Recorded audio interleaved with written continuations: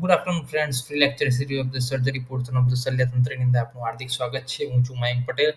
Next lecture છે carcinoma of the pancreas. Carcinoma cancerous changes આવે છે શેની અંદર? પેન્ક્રિયાસની અંદર. તો કેમ ચેન્જીસ આવે છે પેન્ક્રિયાસની અંદર? કેન્સરસ ચેન્જીસ કેમ આવે છે? તો કે ફૂડ લિવિંગ હેબિટના પશ્ચિમીકરણના કારણે, એટલે કે આપણે અત્યારે જોઈશું ફૂડ હેબિટ એટલે આહાર અને વિહાર બંનેની અંદર આપણું જે ચાલતું ચલણ હતું એને ભૂલ્યા છીએ અને વેસ્ટર્નાઇઝ કલ્ચર જે છે આપણા ઉપર હાવી થયું છે. એના કારણે શું થયું છે? કાર્સિનોમા ઓફ ધ પેન્ક્રિયાઝના દર્દીની સંખ્યાની અંદર જે છે વધારો થયો છે. 70% કેસ જે છે હેડ ઓફ ધ પેન્ક્રિયાઝના કાર્સિનોમાના છે, જ્યારે 30% કેસ જે છે બોડી અને ટેલ જે પેન્ક્રિયાઝનું છે એના કાર્સિનોમાના છે. તો હવે હેડ શું છે પેન્ક્રિયાઝનું અને બોડી અને ટેલ શું છે એ સમજીએ. તો આ જે છે આ વસ્તુ, આ હેડ છે, પેન્ક્રિયાઝનું હેડ છે આગળનું. આ વચ્ચેનો ભાગ જે છે બોડી છે અને જે પાછળનો ભાગ છે છેલ્લો એ ટેલ ભાગ છે ઓફ ધ પેન્ક્રિયાઝનો. તો 70% કેસ જે છે પેન્ક્રિયાઝના હેડના છે અને 30% કેસ એ બોડી અને ટેલના જે છે કાર્સિનોમાના છે. વાત કરીએ કોઝ, તો આલ્કોહોલનું પ્રમાણ અત્યારે બહુ જ વધી ગયું છે. આલ્કોહોલ લેવાનું પ્રમાણ જે છે વધવાના કારણે પ્રોટીન પ્લગ બને, પ્લસ ટ્રિપ્સિનોજન વિશે આપણે વાત કરી હતી કે પ્રોટીન પ્લગ બને. પ્રોટીન પ્લગ શું કરે? તો કે અવરોધ પેદા કરે સીબીડીની અંદર. અને ટ્રિપ્સિનોજન પણ શું કરે? એ સ્પિન્ક્ટર ઓફ બોડી છે એનું સ્પાઝમ કરી નાખે. તો એના કારણે પણ હેડના જે છે પેન્ક્રિયાઝના હેડના જે છે કાર્સિનોમા થવાના ચાન્સીસ જે છે વધી જાય છે. તો આલ્કોહોલ પ્લસ આલ્કોહોલ કેમ જે છે પેન્ક્રિયાઝનું ઇન્ફ્લામેશન કરે, પ્લસ પેન્ક્રિયાટાઇટિસ કરે, પ્લસ પેન્ક્રિયાઝનું કાર્સિનોમા કરે. એ વિગત બધી આપણે આગળના વિડીયો પેન્ક્રિયાટાઇટિસની અંદર આપેલી છે.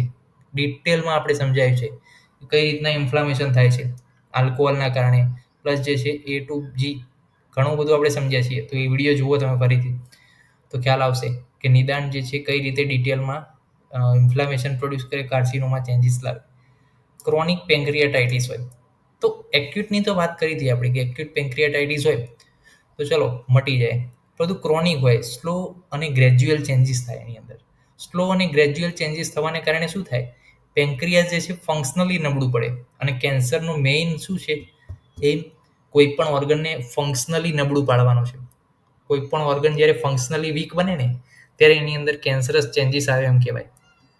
પ્લસ કેમિકલ આપણે અત્યારે વધારે ખાવાના આવીએ. આપણે જોઈએ તો શરબત પણ અત્યારે તો કેમિકલ આવે. 2 ટીપા નાખો એટલે શરબતનો ટેસ્ટ આવી જાય. પ્લસ ખાવા પીવાની બાબતોમાં આપણે કેમિકલ છે. મંચુરિયન થઈ ગયું, પીઝા થઈ ગયા, એની અંદર ઘણા બધા એવા કેમિકલ વપરાય છે. પ્લસ સિગારેટની વાત કરીએ, ડાયાબિટીસ પેશન્ટ છે એની અંદર પણ જે છે કાર્સિનોમા થવાના ચાન્સીસ છે પેન્ક્રિયાસના.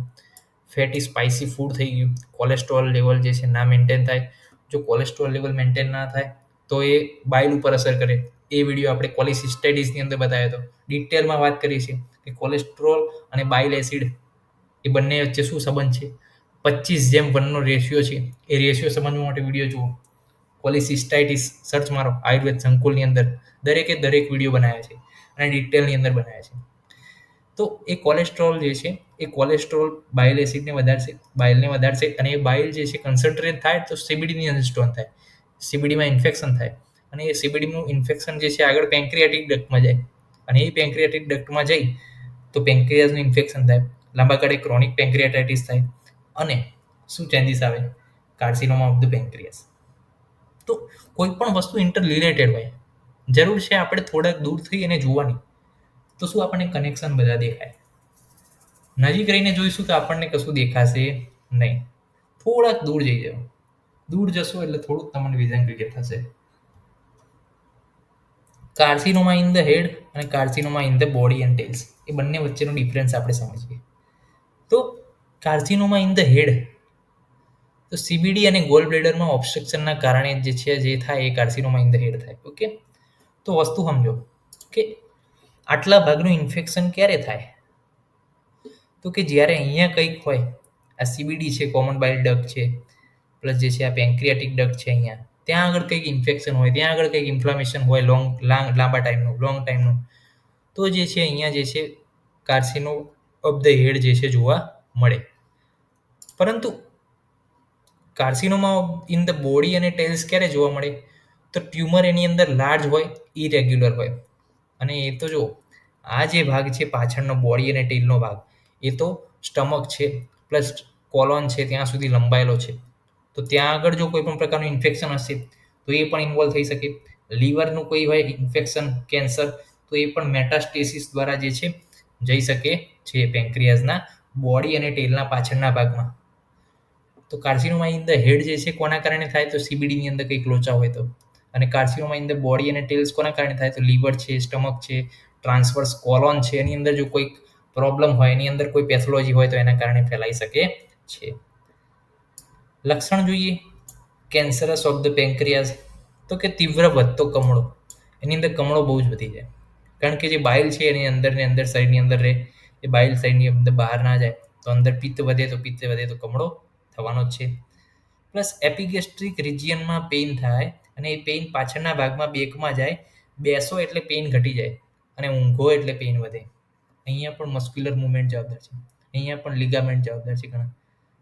મસ્ક્યુલર મુવમેન્ટ, એબ્ડોમિનલ વોલ, આ બધાનું જે છે સાંકળતું એક વસ્તુ છે કે મસલ કયો બેસી એટલે રિલેક્સ થાય, અને એ રિલેક્સ થવાને કારણે એ ઓર્ગન ઉપર પ્રેશર ઘટે, એ ઓર્ગન ઉપર ટેન્શન ઘટે, તો જે છે રિલેક્સ થવાય. ઊંઘે એટલે એબ્ડોમિનના મસલ શું થાય? ખેંચાય. ઊંઘે એટલે બેસાય. ઊંઘે એટલે આપણા મસલ જે છે બધા ખેંચાય. મસલ ખેંચાય એટલે શું થાય? પેઇન સ્ટાર્ટ થાય. વજન ઘટી જાય કમળો થાય એટલે. અરુચિ થાય, ખાવા પીવાનું ભાવે નહીં, ઝાડા થઈ જાય, અને લીવરનું કદ જે છે વધી જાય છે અમુક વખત. અને વર્ચોસ નોડ સિસ્ટર જોસેફ સિન્ડ્રોમ પણ જોવા મળી શકે છે. આના વિશે સર્ચ મારજો ગૂગલની અંદર, શું છે શું નહીં. ત્યારબાદ કોમેન્ટમાં લખજો. ઇન્વેસ્ટિગેશનની અંદર શું છે? તો કે યુએસજી કરાવવાનો, સીટી સ્કેન, ERCP, PCNB, પર ક્યુટેનિયસ નીડલ બાયોપ્સી, એટલે બાયોપ્સી કરવી પડે. બાયોપ્સી રિપોર્ટની અંદર ખબર પડે કે કેન્સરસ ચેન્જીસ આવ્યા છે કે હજુ પેન્ક્રિયાટાઇટિસ જ છે. પ્લસ એની અંદર શું હશે? કાર્બોહાઈડ્રેટ એન્ટીજન CA19G આ પ્રેઝન્ટ હોય તો કેન્સરસ ચેન્જીસ આવ્યા એમ કહેવાય ખરા. ટ્રીટમેન્ટની અંદર શું છે? વિપલ ઓપરેશન, પેન્ક્રિયાટોડિયોડેક્ટોમી, પેન્ક્રિયાસ પણ કાઢી નાખવાનું, ડિયોડિનમ પણ કાઢી નાખવાનું. સીધી સીબીડી ક્યાં જોડવાની? જેજુનમ સાથે જોડવાની. પેલિયેટિવ રેડિયોથેરાપી પણ આપી શકાય છે. 4000 થી 6000 CGU યુનિટ આપી શકાય.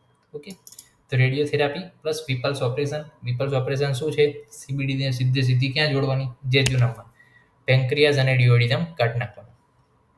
તો આજે આપણે જોયું કાર્સિનોમા ઓફ ધ પેન્ક્રિયાસ, IMP છે, ટીક માર્ક કરેલું છે.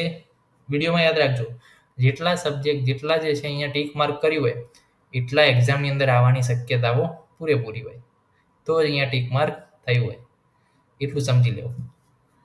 તો ફૂડ હેબિટના કારણે અને લિવિંગ હેબિટના કારણે 70% હેડના કેસ છે, 30% બોડી અને ટેલના છે. કોઝ જોયા આપણે, હેડમાં કેમ થાય, બોડી ટેલમાં કેમ થાય, લક્ષણો જોયા, ઇન્વેસ્ટિગેશન જોયું, અને ટ્રીટમેન્ટમાં વિપલ્સ ઓપરેશન વિશેની માહિતી મેળવી. નેક્સ્ટ લેક્ચરમાં મળીશું. ત્યાં સુધી જય હિન્દ, જય ભારત, જય આયુર્વેદ, જય ધન્વંતરી. નમસ્કાર.